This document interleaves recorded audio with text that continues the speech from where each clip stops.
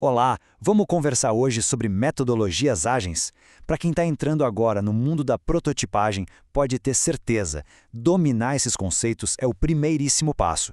É o que vai ajudar a transformar boas ideias em projetos que realmente funcionam.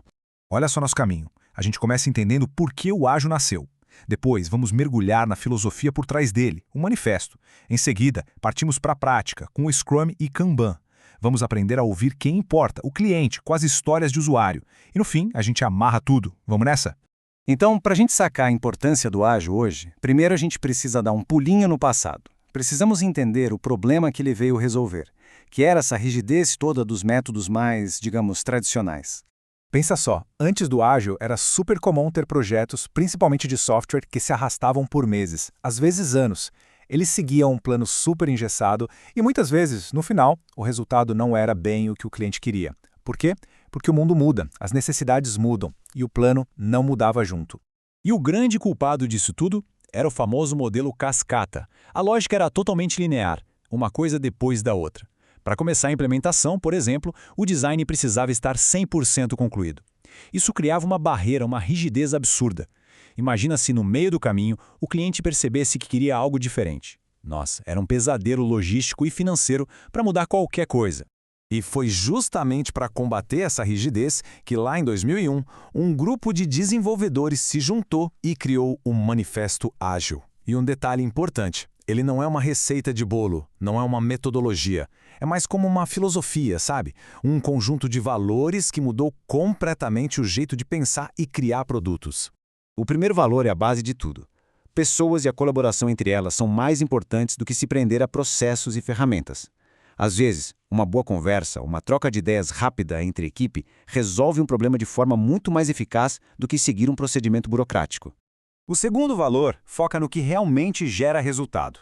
É muito mais valioso ter um produto funcionando, algo que a pessoa pode testar, usar, ver na prática, do que ter pilhas e pilhas de documentos explicando como ele deveria funcionar. A prioridade aqui é entregar valor real, algo tangível.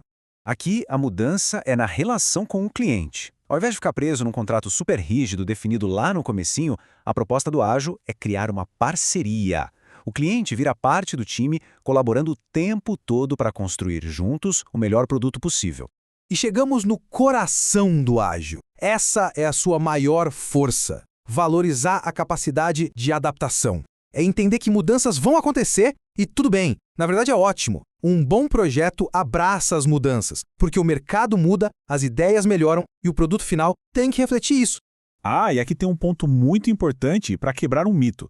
Ágil não quer dizer bagunça ou zero documentação. Nada disso.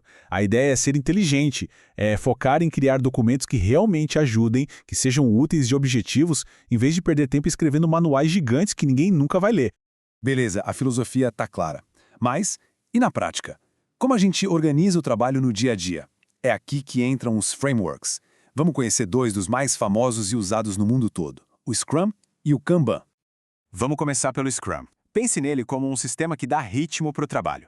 Ele organiza tudo em ciclos de tempo fixo, que a gente chama de sprints. Geralmente duram de 1 a 4 semanas. E a meta é clara. Ao final de cada um desses ciclos, a equipe tem que entregar uma parte do produto funcionando. E quem faz isso acontecer? A equipe Scrum, que tem 3 papéis bem definidos. O Product Owner, ou PO, é quem define o que vai ser feito. Ele cuida da lista de desejos do produto, o backlog.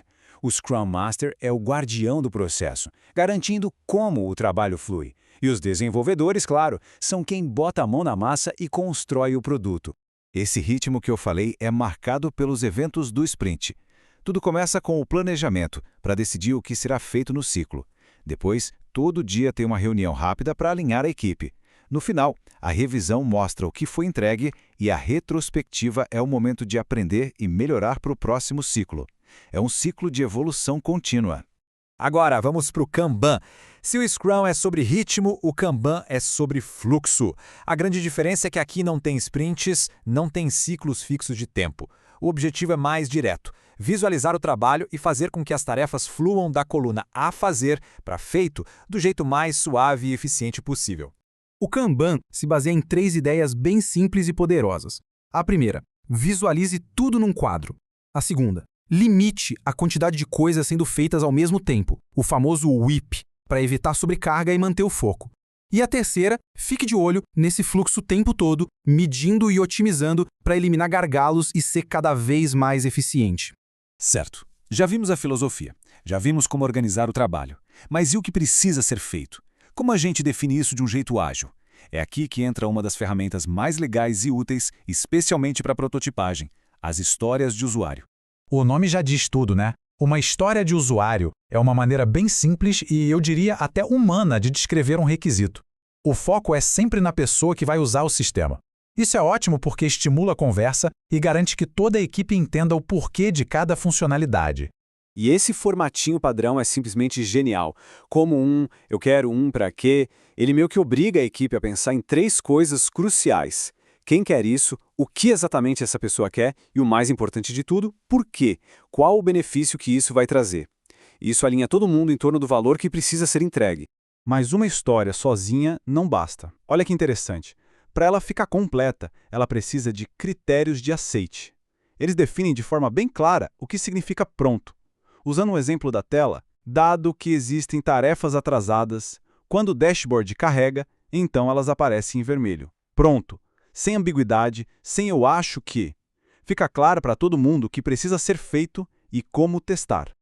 Ufa, vimos bastante coisa, né? Chegamos na reta final da nossa conversa. E antes da gente fechar, vamos só dar uma organizada em tudo, recapitulando os pontos mais importantes que a gente viu. Se a gente pudesse resumir, o ágil seria como um kit de ferramentas. A base de tudo, a fundação, é a mentalidade dos 4 valores do manifesto. Para organizar o trabalho, podemos escolher a estrutura e o ritmo do Scrum, ou a flexibilidade e o fluxo do Kanban. E para definir o que vamos construir, as histórias de usuário garantem que a gente nunca perca o foco no que realmente importa, o valor que estamos entregando para quem vai usar o produto. E para terminar, fica a provocação para a gente pensar. Em um projeto de prototipagem, qual dessas abordagens faria mais sentido? A cadência do Scrum, com entregas bem definidas a cada ciclo, ou o fluxo mais solto e contínuo do Kanban? A verdade é que não existe resposta certa. A melhor ferramenta é aquela que funciona para a equipe e para o desafio específico de cada projeto.